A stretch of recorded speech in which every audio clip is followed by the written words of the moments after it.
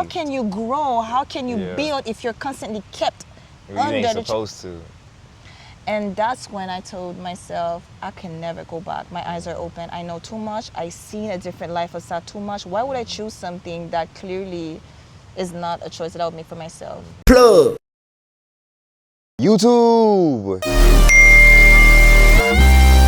Y'all, I'm at the reservoir in Chiang Mai, Thailand. I've been wanting to make a video out here, and I actually forgot to shoot the intro for this video.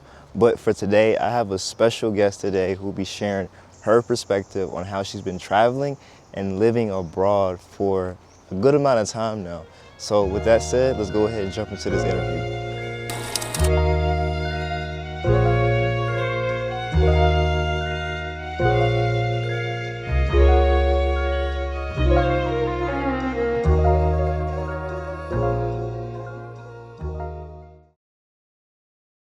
What's up, family? I'm back with y'all with another video from one of my favorite people. This is Kika right here. We've been talking all day in the reservoir in Chiang Mai, beautiful place, but we're bringing this video to you to tell her story about her last week after being in Chiang Mai for a little bit of time. So I'm gonna go ahead and let her introduce herself. Hey y'all, my name is Erica. I go by Kika. And I'm happy to be here. I'm happy to share. I'm happy to dive in and see where this takes us. Facts. Where are you from originally? Haiti. Haiti. Yes. Okay. Yes, I know the beautiful island of Haiti. And your family, born and raised? My family, born and raised in Haiti. I was born in DC, but raised in Haiti, and I'm a Haitian born in DC. So I do have the Haitian citizenship. And my family had decided, because my parents had already created a life for themselves. My dad was in New York, mom was in DC, but they got homesick. They wanted to be back with family, eat good food, and that's what they wanted for us too, because they started having kids and they wanted us to have the life that they had, the life back home, the wholesome life. And you also get more help when you're raised in Haiti, because you have community, you have family and friends, versus the lifestyle in the States. It's much more individualistic, you know? And so they decided to move back home with me and my older sister. I grew up my whole life in Haiti, because from 2, where I moved, to all the way to a young adult. So I did pre-K, kindergarten, high school, college. Oh, okay. So I did college in Haiti. Got you. And it wasn't up until the earthquake back in 2010. I don't know if you remember that. I do remember that was a 7.23 magnitude. It was massive. Huge. It was massive. So at the time I was still living in Haiti. Yes. And so that was the event that kind of like shifted my whole life upside down and had me found myself in the US actually. So how did that affect you and your family personally? I don't think that there's a single Haitian, whether in Haiti or not Haiti, who has not been affected exponentially. So for me and my family, like with my mom's sisters, when we've lost family from aunts and uncle in the earthquake. I'm sorry to hear that. Yes, it's been 2010, so 15 years ago. It was pretty. It was pretty traumatic, and the kind of event that, I guess, this rock bottom moment. And that's where I guess I find out, at least for myself, learn the power of rock bottom. Because a lot of everything that we had at that point gets shaken. And it's from a second. It's not like right now, there's a crazy hurricane happening in the Caribbean. You've heard about Melissa? She's ravaging Jamaica and Haiti. And the thing with those, like a hurricane, is ahead of time. You hear about it, you get to prepare, you get to get your canned food, you get to get your water, you make preparation for these things. An earthquake that caught us off guard. There was no preparation. We were a country that were not built for that kind of magnitude earthquake, so it really was a out of the blue situation that happened and shifted all of our lives. Yes. And I can see how much that affected you during that time. So up until to college, you was living a Haitian life. I was living the Haitian life. Yeah, that was home. Right. And then once the earthquake happened, you transitioned to America? I did. Okay. It was a conscious choice. Yeah. So I was a semester off from graduating college at that time already. Oh, you was at the finish line. I was already at the finish line. I was already like young adult, getting ready to work. I had already done internship in Haiti. I had worked for institutions, so I already had that, you know, things planned out for myself.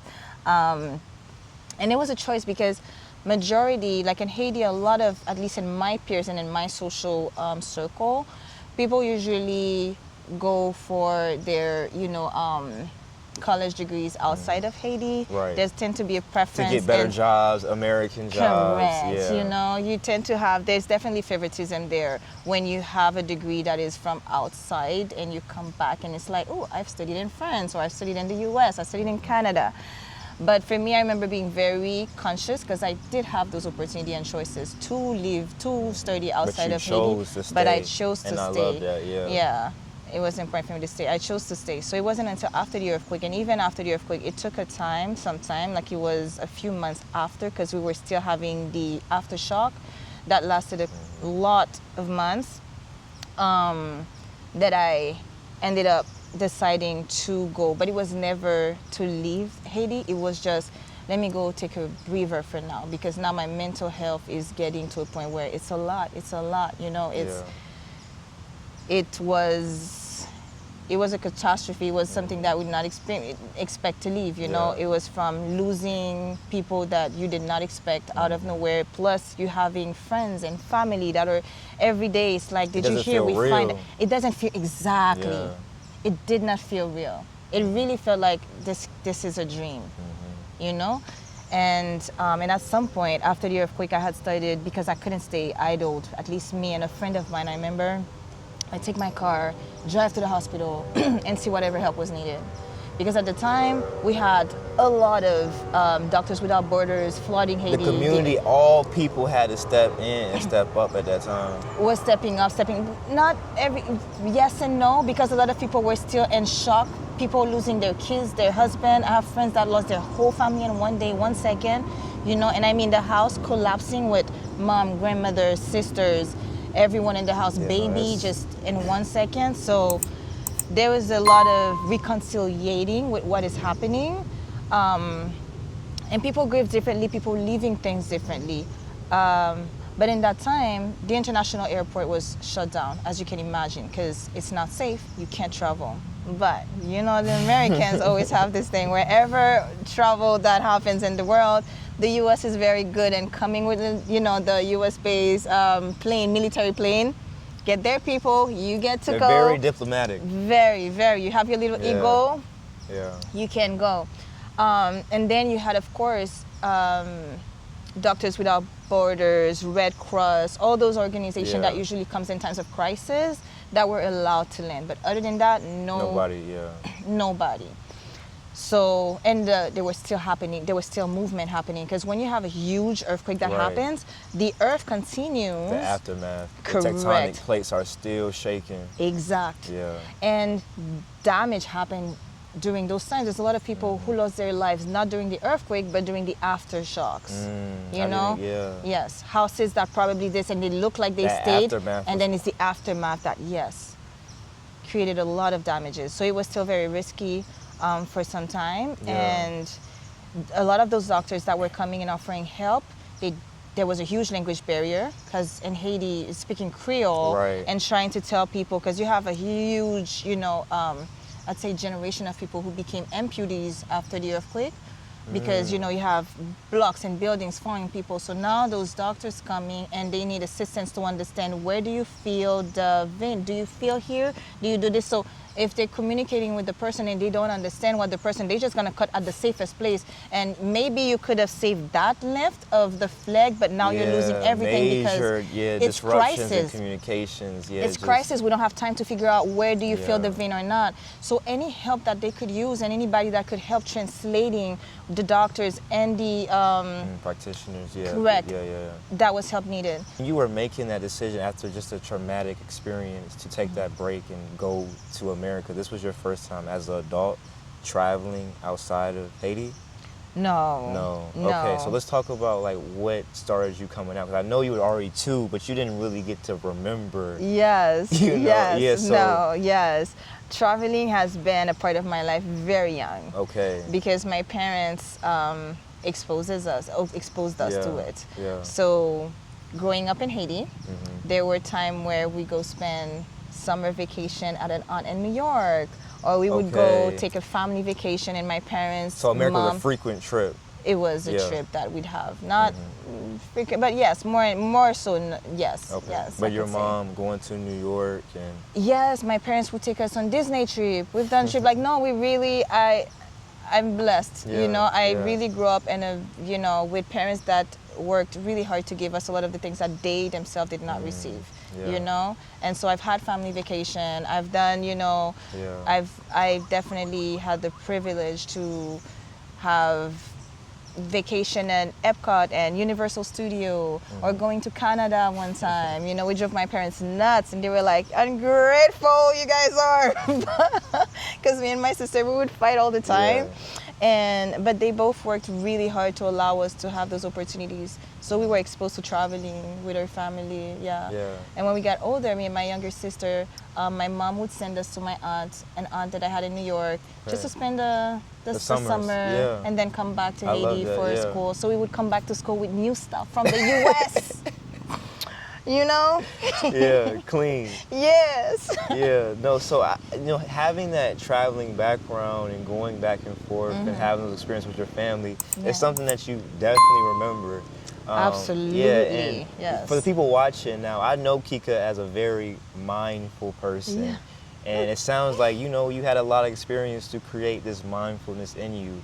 But let's talk about when this mindfulness actually took place. And it could have been, during the whole earthquake and last year at college, but when did you feel this actually starting to be more mindful about not yourself, but also the things happening in around my life? you? Honestly, it started way before then. It was very, very young. Okay. And we are always a byproduct of what surrounds us or closest, whether we're conscious of it or not. We're a byproduct of, the people who raise us, the condition in which we're raised, the school that we've attended, the students that sat in the same classroom as us in kindergarten. All of those are environments that are shaping us, because at the end of the day, we're kind of like computers and we're downloading softwares, right? And so for me, because of the family I grew up, Haiti's a very religious, Catholic, country, and I grew up in a Catholic household. But unlike a lot of Haitian households, I had the privilege to have a mom who's always been very mindful, but extremely spiritual, and always allowed room for us to be, who we were, as in terms of me and my sisters. And so I remember one specific example to give you a context of who my mom is and the woman who raised me that kind of shaped who I am. I went to church with my mom one time. I want a church girl that go to church and read your Bible. And the priest is over here, he's doing his thing, and I'm listening to this guy, and I'm thinking to myself, that does not make a lot of sense. Yea, though she walked in the valley with the shadow of Little Red Riding Hood and the 3 bears, she feared no evil, because the 3 little pigs was not around. Amen. Hallelujah. I disagree with the information that I'm receiving from the priest.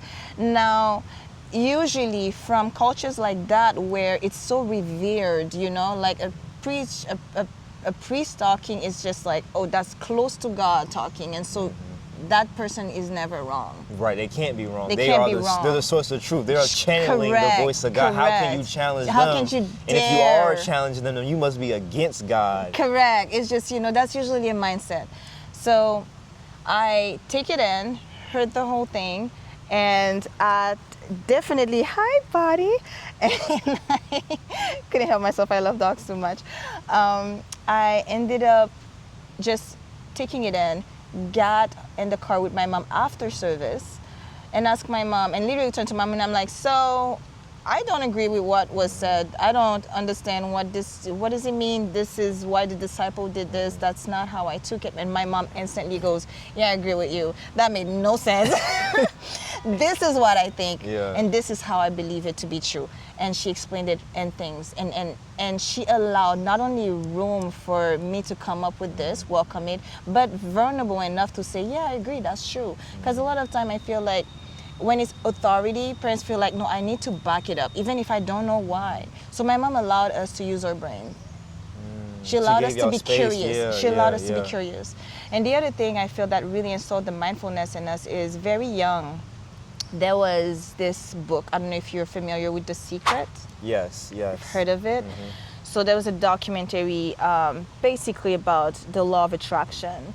And it's going in details about explaining us how the law of attraction works, but a little bit more also with, the back by science, the neuroscience behind it and all of that. I remember, Intrigued. yes, but I remember specifically, I was still a teenager when my parents came home one day and they had at that time it was VCR, it was a cassette, and they had it, and we came downstairs and they were like, okay, to watch this. And so this is knowledge. Of course, you're getting that knowledge at a different phase, because that same knowledge received in different phase in your life, you will receive it differently. So we receive it for the brain that a 14 years old, 15 years old could. So we grasp whatever, but seeds were planted. Seeds were young planted age. at a very young age. And still being nurtured, still being watered. The whole Correct. process. Exactly. Yeah. So after you made the hard decision of leaving Haiti, right, but the mom, instilling this mindfulness in you, so you are at somewhat a good place in your life, what did that look like? Like how did that actually come about? What made you really cross the finish line and then sustain yourself, going after leaving Haiti? Oof. That was a journey. That's a life. So you're talking about after the earthquake when I left. Yeah, when you finally. How was I able to use what was happening to me, who I was, what I've received from Correct. 'Cause my this is like education? You were literally leaving your home country. That was my first time leaving the country to set sail outside. I did not know at the time that I was not going to come back very fast, because it was, again, when I left, it was in a time of crisis. Haiti was in the tip tongue of everybody. You talk to anyone in the US and you're like, I'm from Haiti, instantly they'll look at you, you get attention, and it's just like the PD eyes and whatnot. And I remembered that my dad had told me, just try to get information, inquiries about a master's degree, perhaps, to add in this. And so when I went to the college that I've ended up attending, which was FAU, and Shout out Boca. FAU. Yes, go Owls. We've basically talked about, okay, these are the credits that I have. How can I continue with you guys? And Transfer my credit and all of that. And they weren't trying to do that, was they? You normally no, but when I Okay. tell you that everything worked out in my favor, Let's go. It always do. Because you was on point. I got all my credit approved. Wow. When kids from my same college, That's not happening. no, That's not, and that's they had, not, I even had friends who I mean, told even me, in the state, when you go from state to state, they don't even transfer Really? credits. Yes. Especially when you're coming from like a different type of school. Yes. Like an ACC, or you're going from an SEC school. Like Yes. certain classes, they just won't transfer. You got to retake it. yes, But for you, yes. it just worked out. Yeah. to the T. Yeah. And no time wasted. No, that was just a but God moment. That truly was just God doing his thing. Like, there's no doubt for me. Like, and that's one thing when you ask the question that you just asked, which is how did that look from transitioning and taking all of that? Honestly, the whole story is written God on it, all of it. And I usually try to tell my story in the most way that, authentic. Then I try not to make things too religious or whatnot. I'm not a religious person, really. I'm not. I'm just but I do have a strong relationship with God. And it's always impossible. It's always impossible for me to tell my story without this coming across, because there are things that you'll hear that's like, that doesn't happen. Like you can say yourself, that never happens. But it did though. It did. And you can't take it back. It Got did all my happen. credit approved. I took they had me take an exam for English as a secondary language. I think it's TOEFL, the TOEFL exam. Is it for English? Yeah. Something like that. I flunked it. Can nobody tell me that I did not flunk it? I flunked it. How did I pass is beyond me. There's no way. I came in and I know I speak English. My English was not as fluent as what you're hearing now. But in that moment, with everything I had gone through, I saw this piece of paper. I'm like, I don't know what I'm writing and what I'm doing. I don't know what I'm doing. So when I received the result, in my mind, I was like, I'm going back to Haiti. There's no way they're gonna accept me. And they did. When I received the letter, dear and you didn't Erica, even have no faith. Congratulations. But you didn't need no faith because it was already gonna happen. At this point, this is the thing. I was moving through the motion. I was doing the thing, but was I having faith that I'm gonna get accepted? Necessarily, no. Yeah. But I just had faith in God. I didn't have faith in any of the plan. I just had faith that I'm gonna be right where I need to be. My steps are gonna be led right where it needs to be. What's meant for me is gonna be for me. That's the only faith I had at the moment. That's the only faith I could muster at the moment, because I was extremely broken at that time in my life. You know? A lot was taken from you. A lot was taken, yes. Yeah, land, people, Yes. materials, on every level. So, thank God that everything did work out for you once you made that transition and you were to easily, seamlessly get into Florida culture. Yes, right? yes. So let's talk about that. How was Florida culture versus, having this Haitian lifestyle for majority of your life? Ooh, there was a lot of adjustment needed, clearly. Culture shock, yes. Like in Haiti, simple things. Like when we gathered up with friends, we say hi to each other. We kiss two sides. We were colonized by the French.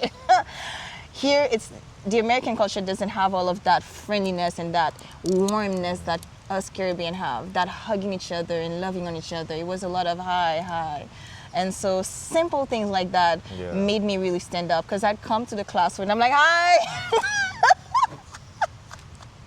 Literally. Yeah, you still do that now. Yeah. But that's that's authentically who you are. But that's not what that's not. That is not the thing here. That is just not the culture. From small things like that to bigger things in terms of mindset, like we, grew up in the respect of our elders. Like we have a lot of that in Haiti. To the food, but I have to say that Florida was a great transition, because there's such a huge influence, like in the Caribbean influence. I mean, South Florida, where I ended up being. So you have a lot of Jamaican, Haitians, Cuban, Puerto Ricans. So I have a Haitian restaurant. I have a lot of people that I didn't know. So in that sense, I was able to find community fast, and I was able to integrate, and I was able to, just be very productive. But I did not waste any time, because the fact is, I was already in the mindset of I was done with college. All of that's happening, and I had this life. So my goal was take what you need to take to go back home, to build. You're here in this country to gain, so you can bring back for your home. Right. That was your mindset. That was the mindset at the time. It was just like, yes. So I'm not trying to be distracted by the parties that are happening in college and the frat thing and all of that. I was really, and I was a very different student than I was when I was in college in Haiti. I can imagine. I became a very different person too, and I think that's the first time that I saw who I was for me, because I'm no longer under the family umbrella. Right. I'm just by myself. And you were solo when you made that transition. I right? did. Yeah. I did it. Yes. So I did everything on my own. I had saved money, because even in high school, I always was that kid who just like was hustling. Frugal and hustling. That's the secret sauce right there. Listen, that's funny, because my sisters would agree with you. I would be like, I don't know if that was frugality, but I guess so. But very young, I started working. I had started working, like experience working in high school, which is not common, not in the world where I come from, So I would do little things like marketing things, and the weekends I would find event marketings where they need hostess for event, where you come and you welcome. You kept that rolling into your life in America? No. So what happened is, because I used to do that, I had enough that had made me allow me to make that step in travel. To pivot, to change to something different. Yes. So when I got to the States, I went straight into college. Studied, that's when I took the marketing degree, because I was doing business administration in Haiti.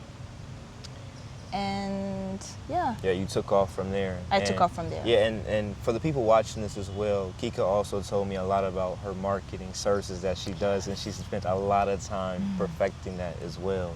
So, you know, everyone watching, the number one question that people ask is, how do you finance your trips, you know? So the fact that she had this hustling mentality and this frugal mindset to carry her, you know, for the months to come while you were building new things to create new assets to, you know, bring fruit, not for yourself, but also for your family back in Haiti as well. Yes. So I'm so glad that your family was able to plant those seeds. I think the next topic that we can get into is, you know, your transition into actually traveling internationally, especially to Asian cultures, and how different that was from being in Haiti and also being in the Florida lifestyle. Yes, I love that question. I remember specifically the first time, well, I'm trying to recall, retrace the event in my mind. The first international, and that is not with family, because I used to travel with my family, as I've mentioned, but where I'm alone as a young adult and I'm financing my own trips. It was Mexico, yes. So I had my sister who was one of my youngest sister, Julia Hart's sister, but who was living in Mexico at the time, and I was going there to visit her, and I had a friend of mine who wanted to do the trip alone. I was still in college, and we saved up, you know, and we decided we were gonna go to Mexico, and we did, and it was an amazing trip. And I remember that trip really, it was empowering. There is so much to gain, just more than the food that you get to taste and the views. Aside all of the physical things, the concrete things that we get from traveling, there is a mindset shift for me that happens when you allow yourself, even if it's from vacation, to actually living a nomadic lifestyle or becoming an expat where you fully relocate like you've done. But there's a mindset shift that happens. And sometimes it happens overnight, it's watering, but I feel like for me, I started watering a seed without even knowing it, without even realizing it. And that seed was seeing how you can make something that was not be possible. You know, and it's empowering because it shows you the limit of what you're capable to do. And it's like, oh wow, I went from not ever having been to Mexico to now being in Mexico, and really Mexico. in Mexico, experiencing this life, eating the food and taking like you're pictures. fully embracing it. You're there. Yes. Yeah. Yes. That is insane. Yes. I'm glad it made it out the group chat. A lot of people make plans and it happens, you know. So I'm glad in college, yeah, you know what I'm saying, you was able to get that. Yes. So after leaving Mexico, what was next for you? So after leaving Mexico, the next big thing was an actually bigger thing, and that was, I feel like, such a huge seed that was planted. It was a Euro trip. Okay, Europe, yeah. Yes. So, and now we're talking about going further because Mexico is right there. We're in the same continent. You across the water now. Now we're crossing waters. Yeah. We're crossing oceans. Yeah, no facts. Yeah. So it was. I remember after it was upon graduating college and the States. It was my last year. It was gonna be my last year, and I remember telling myself that as a graduation gift, I wanted to take myself on a trip. And so I spoke to my friend who had gone to Mexico with me at the time, and it was just like, hey, I want this to happen. I'm trying to see if that happened before Mexico or after Mexico. Yes, I may be wrong in the event of time, yeah, that's but okay. Yes. So this trip was supposed to happen after I graduated college. Okay. But when I was in college in the States, I was not working. I was full-on student, focused because English is not my first language. I had to work 4 times. And your dad would like get this master's degree. My dad was my parents had never, especially at that time, I was very independent. There was my parents telling me to do, no, I'm doing me. I left Haiti on my own accord. Yeah. My parents never, actually when I told them, hey, I'm leaving, it was with my money. You know what I mean? I do know what you mean. I left Haiti out with my money. You were fully responsible and accountable for everything. For everything that was happening. But when I got to the state, I received their support. You know, I received my dad's support because I was not going to work. So I had to find a room. Of course, I was doing all the renting a little room because at the time it was possible for $500 you could do that, not today. you know, and renting a room, just studying, focusing, because I don't have money. I'm only here to work, to study, so I can get out and start paying the bills that I've just back at acquired. home, yeah. Because it was also with school loans. Oh yeah, right. So Yeah. there was no time to play games. So I had no funds to sponsor a trip in Europe. But I Yeah. made the goal, I'm gonna go to Europe. And that was the thing. Wow. I decided that I'm gonna do something, and then the why, I left it to God. And I was like, okay, this is the plan, this is what I wanna do. How it's gonna happen, with what money, who's gonna pay for it. This is not for me to concern myself with. I'm supposed to only keep my eyes on the prize and do what the next small thing that I know I can do. So I'm in school, I'm gonna be great. Yeah. I'm gonna study, I'm gonna ace You my made- courses. yes. I'm gonna do the things that I know I can do. Yes. And amidst all of that, while I was in school, completely forgot about this. I don't know how. Apparently there's a scholarship that I had applied for that I done forgot about it. That had done no idea. forgot about, but it just 'Cause I was popped up just- right I in was just- time, no? But you know what's crazy? Is scholarship, when you receive a scholarship, you receive it in the beginning Of the year, yeah. so that you can pay for your thing. It was the end of the year Got when you. I've done paid for everything, done taken the school I mean, that's loans. the best time to get it right there, because that's extra money. That's like new profit. That was the Europe trip. Yes, and that was right on time. The money was already spent, but you got excess. So now I have the budget. And when that money came, I remember I had gone to where you're supposed to pay, and I received a letter. Yeah. I didn't understand it, with a check, and I brought the check to the school, and I was like, What is this? What I this don't mean? understand what this is. And I remember this guy started laughing. He's like, you don't want it? You're like, I know you gonna take that money. That's free money right there. That's a check. he was basically saying, I'll Yeah, take that from you if yeah, you don't yeah. want. And right there and then I was like, wait, I said, I don't understand. Why am I receiving money? Why am I getting this? He said, you must have applied. You wrote a letter. And he's like, let's look at the scholarship. We researched the scholarship. It was a scholarship where you're supposed to tell your story, and then they would choose. I don't even remember having applied or done any of these things, because I was doing a lot of, I was planting seeds all the time. I'm always doing like, how do you say that in English? Sowing? When you just, Sowing?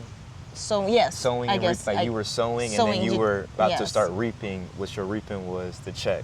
Correct. Yeah. Without yeah, even, yeah.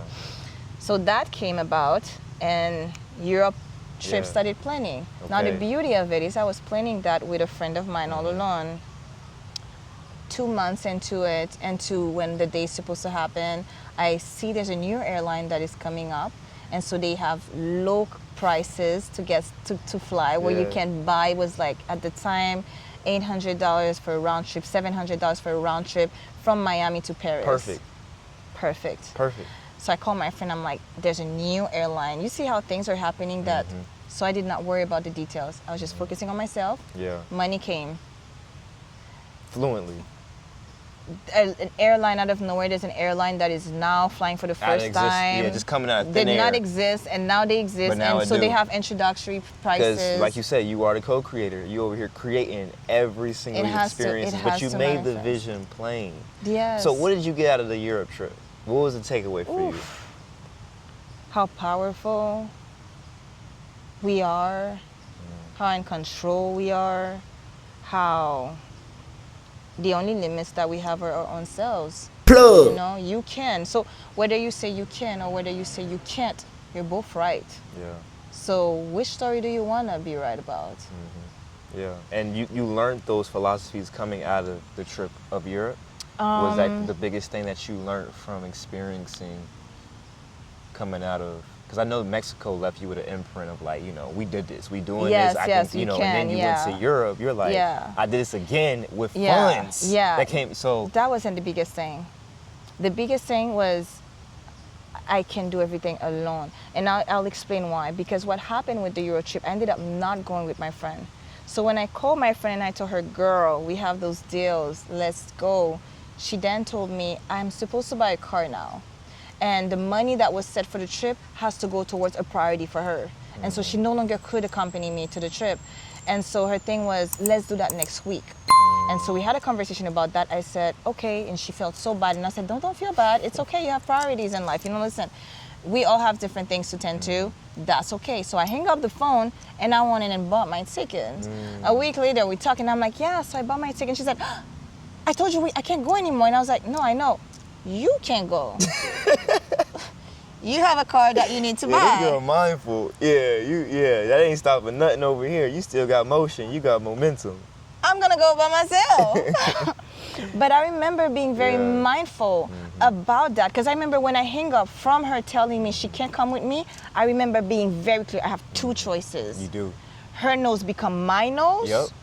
or I stick to my own script and I allow myself. And of course, I've never even traveled by myself outside of, like, we're talking about continent. Yeah, we're talking about I need to apply Across for the visa. ocean. Yeah, it's Crossing big stuff ocean, happening. yes. Yeah, something you never did before. And by myself. Yes. So I remember feeling like, but I would be scared. What if I don't know? I get lost. Because when you're with two people, it's easier. What about safety? We're very young. At the time, I was 20, or maybe not that young.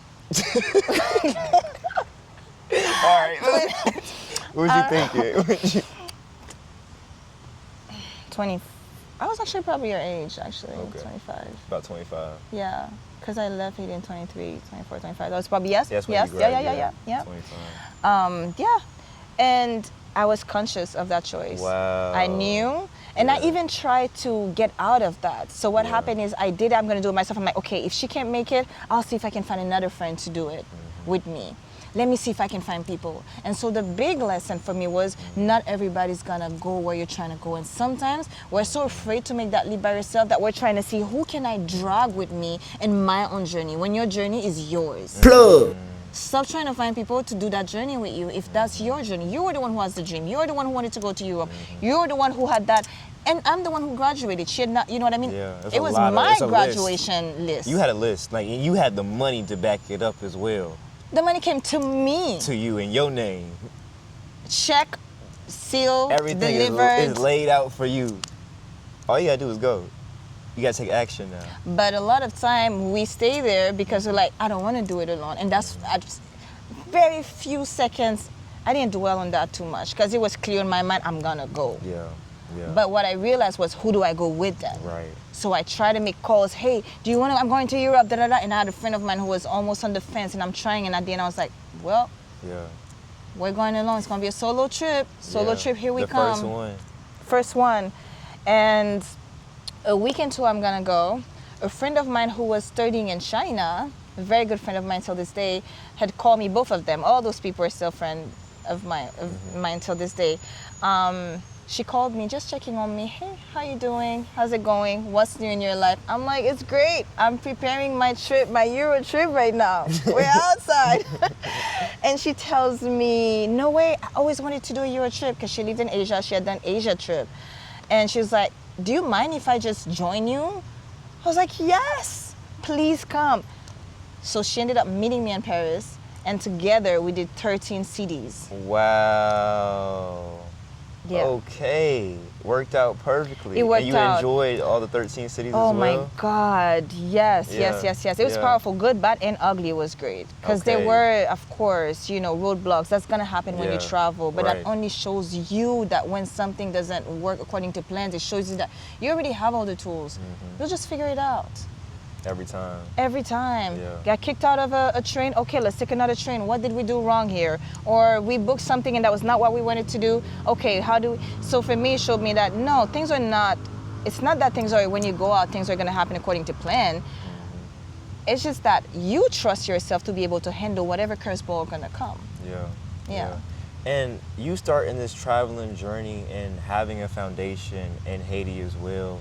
What are some things that you definitely carried along the way, and even to now, what are some things that you really held on to that took you further along? Because I know you learned plenty of stuff, but what is the core principle that carried you from the Haitian life across the board? Oof, the core value that kept me from... Because we got roots. Yes. And you got roots. Yes. Oh, definitely. It would be impossible to say that there's one core value if I'm being realistic. No, facts. Because we are such a mashup of things. and I'm conscious that I'm a beautiful tapestry of so many things, from what my parents to my grandparents to even my time in the U.S. to people that I meet that have. There's so many seeds that have been planted in me, and so it's this beautiful bouquet that the world gets to experience. Yeah. But being authentic is probably a key thing for me, is just stay true to who you are, because there's beauty in that. There's something that you don't know somebody else might need, but you have it. And if you're not being authentic, then you rub it to the world. You don't get people the chance to experience that. And so staying true to who I am, staying true to everything that makes me me, meaning Haitian, that yes, I'm a woman, I am black, I am all these things that I am. I'm a sister, you know, I'm a daughter, I'm a loving friend. All of that just resumes to just being true to that and being authentic. Facts. Yeah, with the failures, with the roadblocks that I've lived, because all of that plays a huge role too. It does, it does. You know? Yeah. And I think you are your authentic self. Now, let's fast forward to now. We are currently in Chiang Mai, Thailand, and you have been living your best life out here for a couple of months now. You feel me? Yes. So let's talk about what sparked this sabbatical or this retreat or this lifestyle change to be more sabai in Chiang Mai. All right. So fast forwarding to what got me here and how I ended up being in this beautiful Chiang Mai. Of all places. Of all places in the world, is, well, to give that, I'm gonna take it back one nudge further. Please do. I had closed down my time living in the US after COVID. So to give you a quick recap, 5 seconds, done college. Unlike what I thought I was going to do, going back to Haiti, that didn't happen. I ended up staying to get experience and all of that, and life happens. So I ended up studying building a life pretty much for me in the US. And so up until the earthquake. Now when the earthquake happened, I had moved at the time to Atlanta. I was living in Atlanta, Georgia. And I became very conscious of the fact that, all right, I wanted more for myself, and I was in a point where I wanted to, get a house and just kind of like get roots. And I think maybe that's the stage in life that I was, and so that was the goal. But I realized that financially wasn't adding up, because like the reality is for so many Americans is that you can barely make ends meet, let alone build for a savior, build and for a future. everyone watching this definitely resonates with what you're saying. Yes. So by the time the check comes, you're done paying all the bills, that's it. And sometimes that was not even enough. So you have to tap it into credit, and that's how you get stuck into the system. And so for me, I was like, okay, easy math, simple math. If I want to, do this, I need to decrease expenses, increase incomes, so that the buy, which is what everybody's trying to do. So majority of people is like, okay, how do I do that? I'm gonna utilize my time, because time is money. You get paid for, but that's not the only way you can do it. And that's actually the way less recommended way to do it, less effective way to do it. Correct. So people will get 2-3 jobs so that they can give more of their time, so that they can get more money, but then you don't have time for family, time, whatever, and so your quality of life actually diminish. And this is not what nobody actually wants. But what they want is, because they want the freedom to actually pay these things and whatnot, you get in that rat race, and they get you in a chokehold because you're done having so much credit and golden handcuffs. There you go. So what I did is I was like, okay, let me sit down and think this through. What are my assets? What do I have that I can play around with? And I started thinking, okay, I have an apartment that I'm paying for. Do I need it? It was really nice, beautiful. I was like, do I need it? I don't. I'm only me, myself, and I lived alone. I'm alone. I don't need all of that. How about I downsize so that I can cut costs? Because that's what we try to do. Where can we cut costs so we can save for the big thing? So I'm like, okay, how can I go lower on things? Okay, I don't need the apartment. Do I even need to be in Atlanta? You went down the hole, I went down the hole, because at the time I was working a remote job, partially. I already knew that I did not. I Like, wanted the freedom yeah. of that flexibility. I knew that, and so I was turning down all the jobs that were not remote. And so I had something that was remote. It was part-time. Well, it was not part-time. It was contractual. So if I get a lot of contract, yay, I'm busy. But if not, then not really. But at that time, it was a nice flow. Yeah. So I was like, okay, I can do that anywhere. I was like, why don't I go to a state that's more affordable? Because at first I went from, what if I leave Atlanta and I move further? Because the further you are from Atlanta, the more affordable it is. Facts. I'm gonna move further what? What if I leave the state and go to a place like Texas where it's cheaper? But why do I stay in the US? Why don't I move to like a different country where it's actually cheaper? Yeah. And going down that rabbit But you hole. had to ask now- yourself those questions though. You have to. You know? You have to. And that's the beauty of it, because when we stay in the same situation, you don't question it, you don't audit the situation, then you think that you're a slave to the situation. That's not true. There's always a world of possibility. You just need to allow yourself to sit down. Let's evaluate. Let's audit this. What are my known variables? What are my unknown variables? What are the possibilities? What are this? And then you can see everything to make a decision that makes sense. It does make perfect sense. Yeah. It does. So then, since I'm doing that, I don't need to be in the States. Why don't I go to Costa Rica? Oh, I heard about this. Wait a minute. Why don't I just go back home? Actually, go back to Haiti, where I have a place to stay, a roof over my head, and food. And my parents would never charge me for food. So I could do that and save the most money. And then go back and purchase and do what I wanted to do. So I did that. I put all my stuff in storage with the mindset that I'll come back to the US. Yeah. Because at the time, the reality of Haiti in the meantime, from the second I had left to now 10 years later, is that it had only gone, unfortunately, from bad to worse. So from the earthquake, you know? Yeah. So it's just been turmoil After issues back. and, you know, wrong government and the country just, unfortunately, it's like that. You Hasn't want to recovered. see it push, Yeah, has it's not not recovered. broke that barrier. You It know? will. It definitely will. It But currently, will. It absolutely we're going will. through those trials. Yes, Yeah. yes, and we still don't. Then you had the president who was assassinated, and it was just one Yeah. blow after others. And then now you have the gang situation, so now it's insecurity, and so it's been hard to build in the capital. And I want to make sure that this is not Haiti as a country, that's the capital. But like so many countries similar to Haiti, you don't have decentralized, I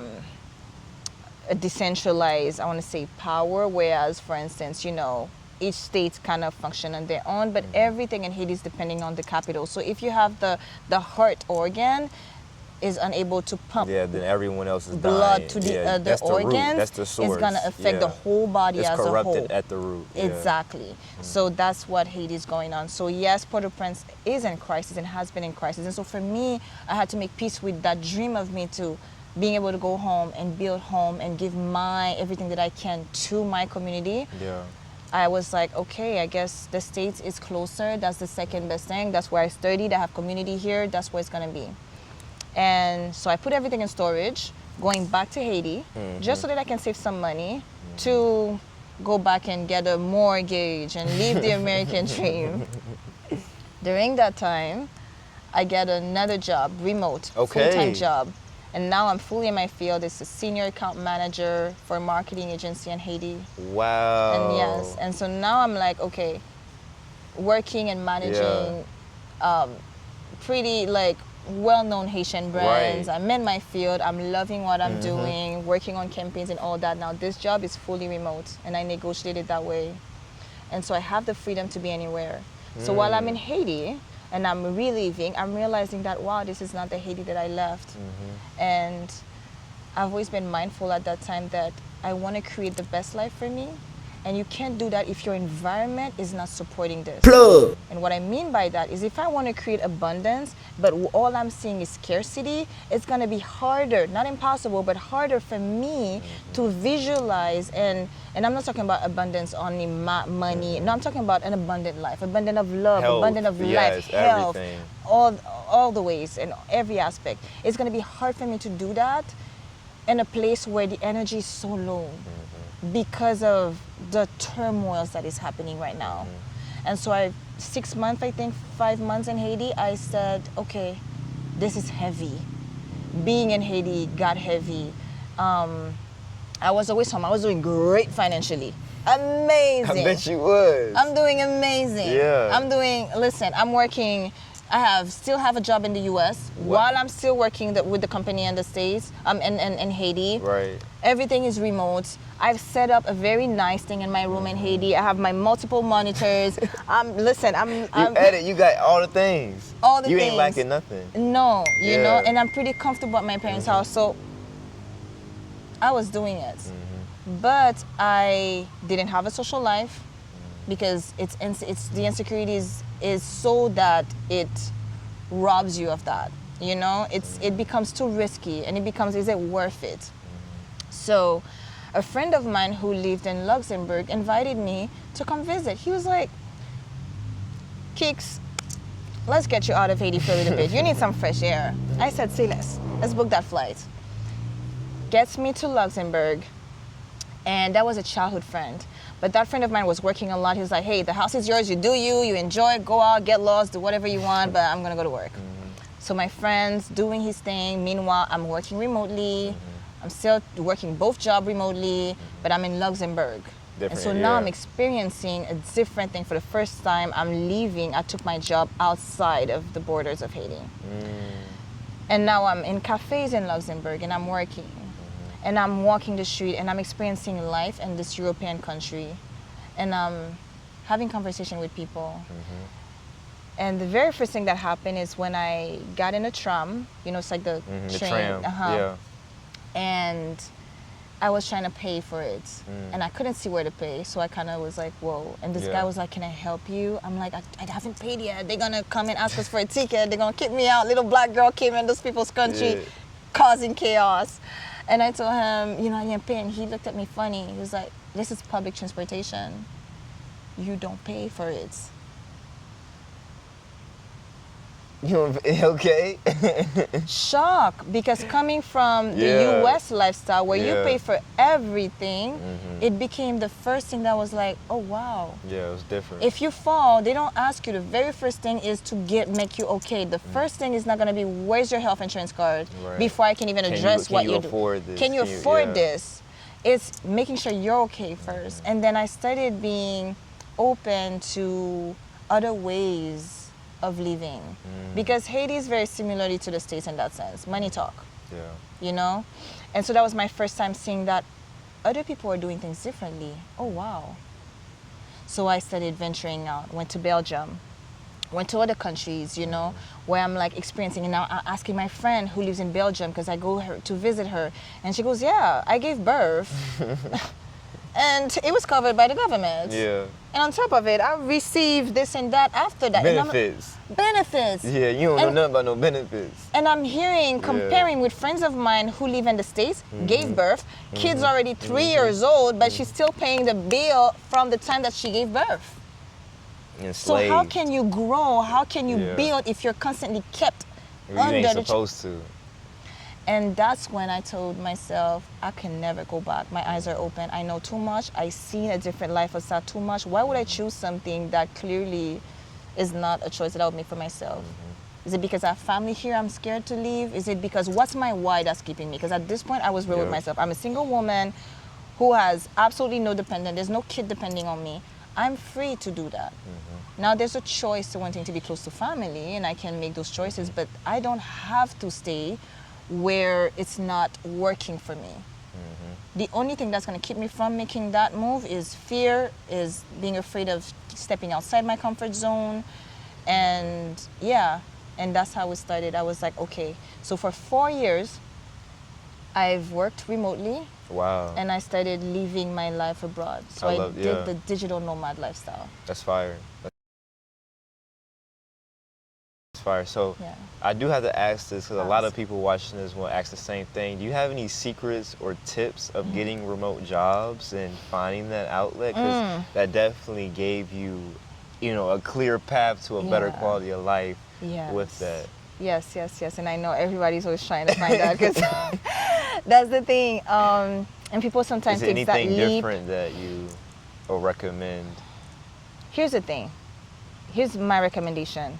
If you want to do something, don't wait to have all the moving parts ready to do it, do it, and trust that the moving parts are gonna make their way to you as you come. Because what happens a lot of time, people are like, I need to find the remote job before, and I hear it all the time, even to me. But I can't leave if I don't have the remote job. But oh, it's easy for you to say you already had the remote job when you did it, and da. But I moved the same way in other areas of my life. It's just choosing faith over fear, and that's the very thing that I was teaching. Yeah. That's the principle. Because here's the thing: we believe that life is happening outside, and then we adjust. When in reality, it's from the inside out. So if it's from the inside out, then I'm expressing things and it will shape up as I'm moving. So what it looks like is, it's not, oh, when I get the courage, I'm gonna move, but it's as I'm moving that the courage comes to me after. We think that the courage is gonna, oh, I'm gonna have the courage, then I'm gonna move out. No, it's by moving, it's by doing, it's by stepping out, it's by risking. That's when you find it. So yeah, I don't have the job, but it's risky. I know so many people that I know who came here without the job, without the saving, without anything, and now they have all these things. The power of momentum. And so my advice is, it's not really about finding a remote job. My advice is going to be, don't worry about the remote job, because you may focus on a remote job, but think about it. The remote job is only the thing to support. Remove that. Your goal is not a remote job. Your goal is you want to live outside of the US. So focus on your true goal. The thing is, we're looking at, oh, that's the second. No, the remote job is one step, but that means that you're limiting yourself to, you're trying to decide how things need to unfold for you. Let God be God. Allow creative expression to come, because maybe you'll come with nothing, and maybe it's here that you'll find a job. Maybe it's not even going to be a remote job. Maybe it's going to be a job in a library and the country that you're in. You're going to meet somebody in the plane that's going to be like, I actually need somebody to do this. But it only is going to happen when you step out in faith and do the thing. Yes. Like you did. Like I did. Prime example. Like I did. No, yes. Truly. Yes. Yeah, no. So you having experience in Luxembourg and having this quality of life and seeing how people treat people better, I know that sparked you going to Thailand, right? Because you see a huge quality of life. So let's talk about, coming to Thailand and what type of person you think will actually thrive or enjoy the Thai lifestyle. Ooh, okay, so two questions in one. Yes, so the first one, what got me to Thailand was, of course, I've traveled, gone to many continents except Asia, because I was working remotely, and I knew that the time difference wouldn't allow me to continue doing it. So I knew that if I'm doing Asia, it's either going to be on a sabbatical or a vacation. I won't be able to do that lifestyle. It so happened at that moment that in my career with the company that I was in, I felt that, okay, we've reached, I want to say plateau type thing. And I was like, I'm ready for the next thing in my life now. It felt that's the step to do. So very amicably, I parted way with that agency, with all the love that I have for them.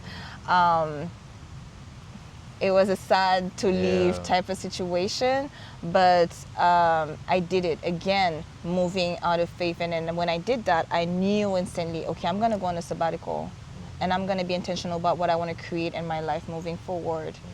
And I thought Asia was calling me. I always wanted to visit. That's the perfect time. I don't have a job now to keep me from doing it. And so we're gonna do it.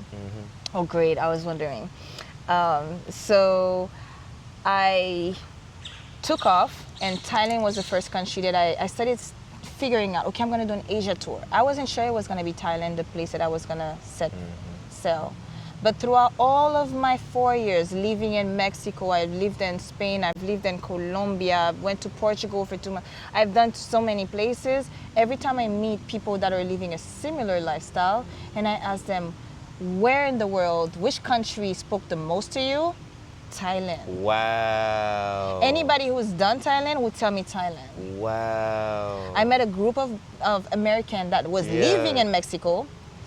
While they were living in Mexico, they were like, Thailand was better. Mexico is closer to home, but Thailand was is the it. way, yeah. And so I always remembered that as Thailand being such a destination. And when I would ask people, what about it? And they could, I would hear different things. It's just magical. And it was like mystical, But you gotta see it for words. yourself. Yes, I was like, okay, that sounds like fantasy. We gotta see it for ourselves. So made my trip and I figured, all right, I'm doing a year sabbatical with 2 goals. I wanna visit Asia. And then after that, I wanna set root in one of those countries so that I can work on myself. Did that.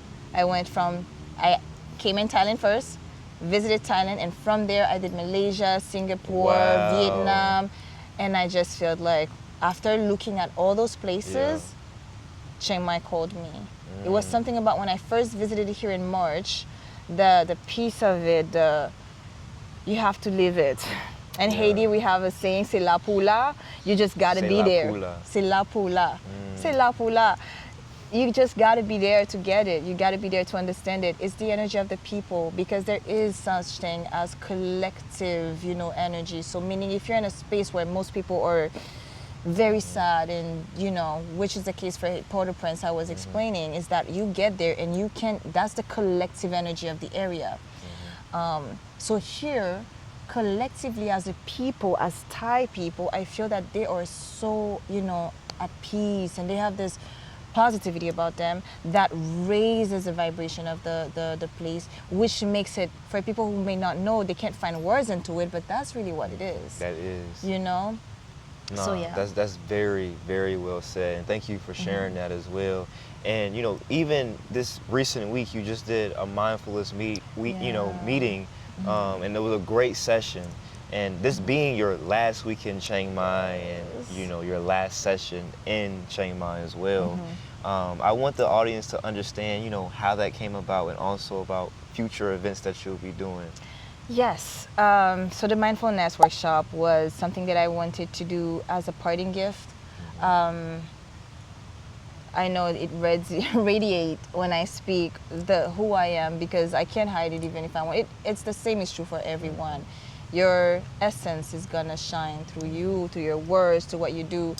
And mindfulness is using mindfulness and being able to teach, mindfulness is something that for me I was able to find from my trip in Chiang Mai. So that means those 7 months living there, 6-7 months living there, 7, had reminded me, or I find that answer. Because that was the thing, I wanted to find the answer, what am I gonna create?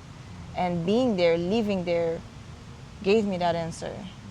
I need to be doing that work. That work is needed. And I know I have so much to give in that aspect. And so it became, now that Chiang Mai gave me that information, I want to give it back the first piece of the slice of the cake. And I thought about, let's do a mindfulness workshop here. Let it be the first thing that creates the momentum for me in that aspect of my life.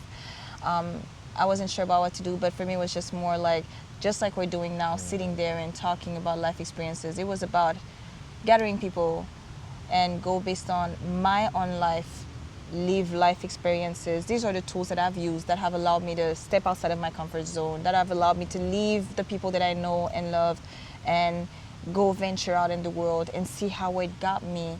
The tools that I've used to just faith over fear, and share those tools with people because you never know who it can impact and how it can impact somebody.